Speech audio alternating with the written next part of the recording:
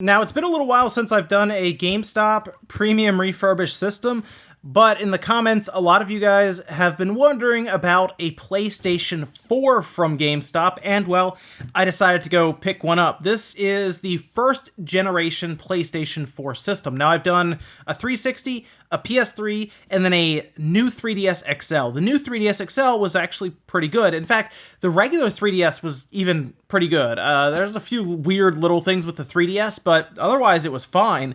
The 360, not as good. Obviously, we had issues there. And then the PlayStation 3, we also had issues as well. So I'm hopeful that the PlayStation 4 will be better. But when I went to get this system, the person there, very, very nice people at my GameStop, by the way. I've never had an issue with my GameStop in my area. They've always been pretty good. And they were trying really hard to steer me towards a used PlayStation 4, sure, they make more money on it maybe, although refurbished ones come in as defective, and they mark them down a certain percentage because they're defective, and they send them off, get them fixed, and then they resell them. They were saying that they get to at least test the used ones, so they're a bit more confident in those ones as opposed to something like this refurbished one. So let's, of course, unbox this guy. It comes in a nice blue box. We have instructions at the top here that basically tell you how to operate the PlayStation 4, which for most of us is probably pretty straightforward, but for parents and people who aren't as familiar, it is a big help. Trust me, whenever we sell stuff, I would get phone calls later on asking how to do something, you know, in the layout and everything. So we have a controller that has their stickers all over it, of course, to show that it's paired and refurbished and everything. And, you know, this one feels pretty good. It actually still has battery life to it, so I guess it hasn't been too long, at least in the box. So that's good. It does look good, though. These thumb pads aren't ripped off. These will come off pretty easily. All the buttons feel pretty good. It is lighting up, so it must be working and everything there. Not bad on the controller end, though. This isn't even worn out. And the charge port looks pretty good. It does look like it's been used, so there you go. But I would expect it to have at least looked that way. HDMI port, power cable, and then, of course, we have our micro USB there for our controller. Now, you lift this guy up, which is basically an insert, and then underneath, we have our PlayStation 4, kind of in like this closed cell foam that's in here. And we can go ahead and lift this guy out after getting the foam out of the way and get a look at it. So there we go. Nothing else really left in the box, so we can throw that over there. And we have a nice look at our PlayStation 4 system. This part, no matter what you do, this glossy part always gets scratched or smudged or scuffed. It's really hard to not get this damaged, even if you have it traded and used. It's just over time it'll do that. I don't like glossy plastic, mostly because of that reason. Otherwise, though, this doesn't look too bad. There's a nice scuff there, some markings here. But you know what? It's a used system. You're going to expect to see some, you know, cosmetic damage to it. It's really not that big of a deal. Here is my hope for this system. I have not turned around and looked in the back here. My hope for this system is that it was a dead hard drive, right? Like, let's say we have a dead hard drive in here. They had to change the hard drive out, at which point they just snap this other side back on and they send it out. They didn't have to do anything inside. The way I'm going to find that out is if these warranty stickers are missing or not. And if they are, that means they had to open this up for some reason. Hopefully that means they cleaned it, if they did. Well, here we go. Let's see what we have. And all of the warranty stickers are missing. So we're missing all of them. We have screws here, here.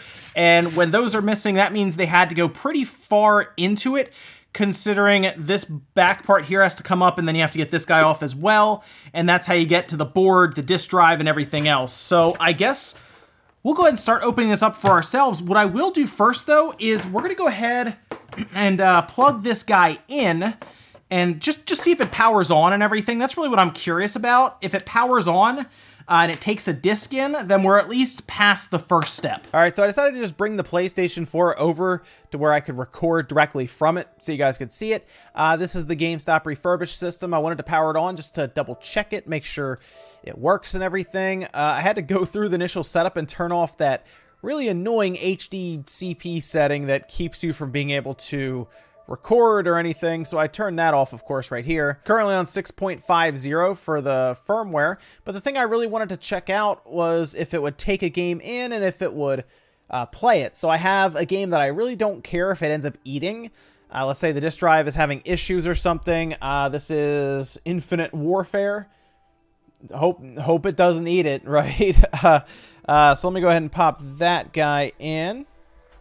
Takes it right in. Seems to be spinning up. Got the little disk icon at the top right. And yeah, there it is. Look at that. Very cool. It does have a 500 gigabyte hard drive in there in the settings. And it seemed to... Yeah, okay, so you can start the application now. Seems to be working just fine. So, at least from functionality, so far, it looks pretty good, I'd say. So this is good news, right? It turns on, it takes the disc in, it plays. So far, so good for this refurbished PlayStation 4 that I got from GameStop. So, of course, the side panel comes off. We can get right to our hard drive here.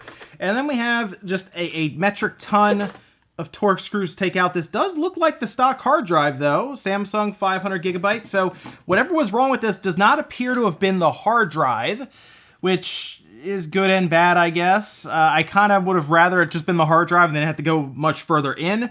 But we will go ahead and start taking these screws out, and then we can actually get inside, because to get past the initial step, you only have to take out about 3 screws on the back here, and we can actually get kind of a look at what may have gone down here. So when we remove this cover, it'll show us, we'll see our drive and everything. So far inside, it looks pretty clean. Like, this looks pretty good so far. I'll give them credit on that. Like I said, if the system's good, I'll give them credit for it being good.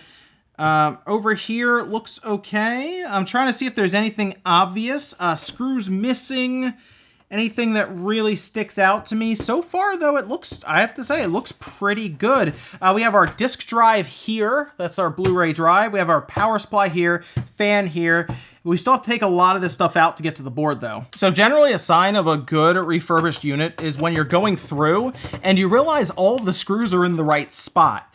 Because a lot of times, if it's not done well, they won't have screws where they should be, or they will have just forgot to put them back in, like, at all. But I have to say, so far, I'm finding all of the screws in the correct spot, and that's a good thing, and we're about to be to the board, so, to be honest, I'm trying to figure out what the issue may have been. My other guess is that it may have been an HDMI port, possibly. So this cover will come off, and we can actually see some markings here as to who worked on it. It appears to have been Reflowtech T3.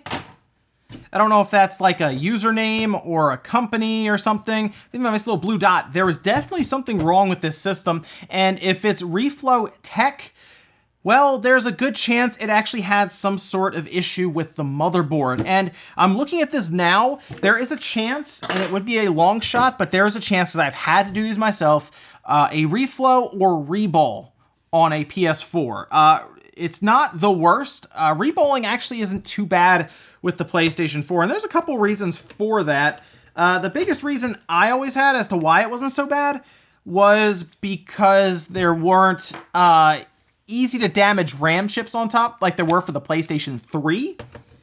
But this is where things are going to get interesting, because we're going to see what they did to this system exactly. Now, when we would refurbish systems, the reflows and reballs were always kind of like, if you wanted to refurbish a system for yourself, it was fine, or repair for somebody because they want to get their data off and everything. It was always kind of an issue to me when we would try to sell a refurbished system for that, mostly because while reballs can take pretty well, reflows don't always. Like, they won't last for like a long time is the best way to put it. And I'd be a little concerned if that is the case here, if they reflowed or reballed it. Now, I'm actually kind of hoping it was just an HDMI port replacement. That's my hope right now, because if it was, we'll actually be in good shape. Power supply looks very clean as well. Pops right out there. And the one thing I'll give them is they did a good job cleaning it. There's a chance this could be a fairly recent repair, and that might also be why it's clean, but there's definitely been some tampering in here, because you can see the cable's not quite always in their holster here, for example. But otherwise, they at least put it all back together, like, pretty well. So that's good news there. And I actually have it to the point now where we can just about take the board out, flip it over. Got to take their own little version of the X-clamp out here that grabs onto the other side with the heatsink. So the board itself from this side, RAM chips on the side here and everything, looks fine. It looks pretty clean as well. You can see some remnants of compound, it looks like, on the board. There we go, lift this guy up. So it's definitely, something was definitely done here because they have different compound on the chip here. But I'm looking around and it actually looks pretty clean. So they definitely opened, cleaned it in some way, and then put everything back together with fresh compound. The only issue I have with the compound here is they appear to have put either the wrong kind on or too much. It's technically leaking out around the chip. And it's not like the biggest deal in the world because it will work fine. But if this, the compound here might not be good for this type of chip with an open die like this. Generally use something a bit thicker. This looks like it's pretty loose compound on there. I would use like an Arctic Silver. You could also, there's some Thermal Grizzly stuff you can use. And I wouldn't necessarily use this type, but it doesn't look like anything has actually happened here that would warrant a reflow or any real concern. Even the HDMI port here is fine. I'm gonna look around the board a little more, just see if I can find anything else. So outside of the compound, that board looks really good. It actually looks like it's been cleaned, and it doesn't look like there's any issues on that board, which is good. I do wanna check one spot that a lot of times refurbishment centers and stuff won't check on the PS4 specifically, and that's actually the fan, because you have to go an extra step to get to it. Now, of course, your fan is blowing air through, it will pick up dust, so a lot of times it's a good idea to also clean the fan of a refurbished system that you're gonna sell. It was something we would always do because it was pretty obvious that it would smell differently if it had a bunch of dust. It was pretty easy to pick up, especially if it's from a smoker's home. If it's a refurbishment unit, because there will be a lot of stuff stuck in there. So here is the actual heatsink. If you've ever wondered what a PlayStation 4 heatsink looks like, it's actually this fairly large guy there with a copper pipe that comes up, and the idea is obviously to blow air through the fins. And sometimes if you have a loud fan or not a lot of air is coming out, you might have some actual blockage right in there. A lot of dust will be picked up in there. It could even form a little wall of dust and dirt, and that's how you end up with a system that can't breathe very well. Now, looking at this one, it's again not a super dirty unit. You have some little spots here where you'll see some dust on there, but that just happens over time. A lot of times it might even be kind of surface related. It actually will stain kind of the aluminum on the fan. You can wipe it off with rubbing alcohol, but a lot of times these stains won't actually generate much of a smell or blockage or anything, so it's not really a big deal for that to be there. But once again, very clean. In here is usually where I'd see a lot of like gunk and dirt and everything.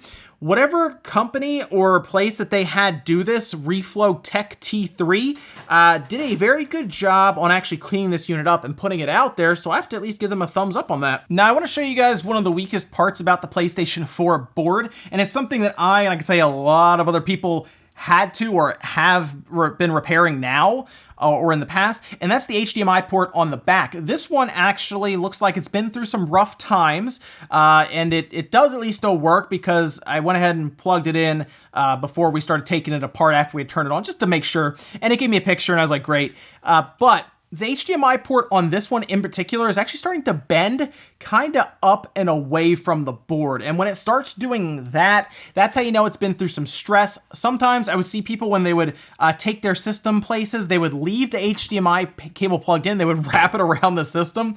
Unplug your HDMI cord, guys. It's not that big of a deal. Unplug it and carry it separately. And I'm not even kidding. People would bring it in like that for repairs. And because they would wrap around, it would actually kind of pull at it and bend at it. The HDMI port on the PlayStation 4 is very fragile. I recommend taking care of that port out of all of them, because that's the one that we would always have to replace. Otherwise, though, outside of looks like a slightly weaker HDMI port here, it looks fine. Whoever did the repair, Reflow Tech T3, like I said, did a good job. Maybe it didn't even need to be repaired. It just needed to be cleaned.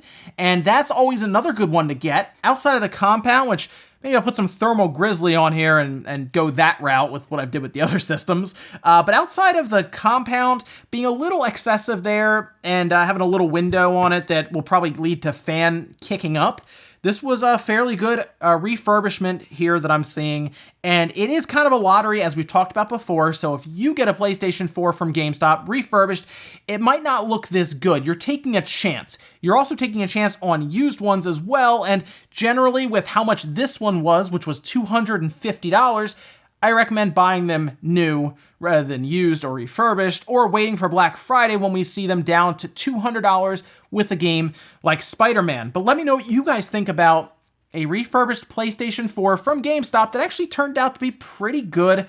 Are you surprised, or do you figure, well, I might buy it and it might not be that good, so I'll get it new? And for $250, I don't really blame you. Thanks guys for watching. Make sure you like the video if you enjoyed this look inside the PlayStation 4, a refurbished one from GameStop, and I'll see you guys next time.